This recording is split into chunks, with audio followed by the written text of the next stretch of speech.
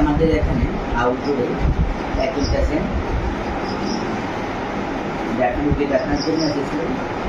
ওনার নাম হচ্ছে দীপক চুটিয়া, আর বাবার নাম হচ্ছে ওটাই Chutia, Kakadong 12 number block, post office Ramgarh, district Jorhat, Assam. তারা আমাদের এই ওএনজিসিতে কাজ করে।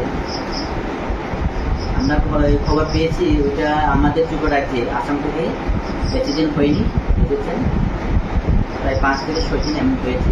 উনিভাবে আমাদের খবর রয়েছে। আমাদের এখানে যখন ট্রিটমেন্টের জন্য আসে আমরা ইনভেস্টিগেশনের জন্য আমরা পাঠাই, ল্যাবরেটরিতে যখন আমাদের কোভিড-19 পজিটিভ হয়েছে। এই ব্যাপারে এখন যে কোভিড-19 পজিটিভটা পাওয়া গেছে, এই ব্যাপারে আপনি কী বলবেন? আমি বিশেষভাবে বলতে চাই, আমাদের যে পাবলিক যারা আছেন আমরা সবাই সতর্ক থাকতে লাগবে।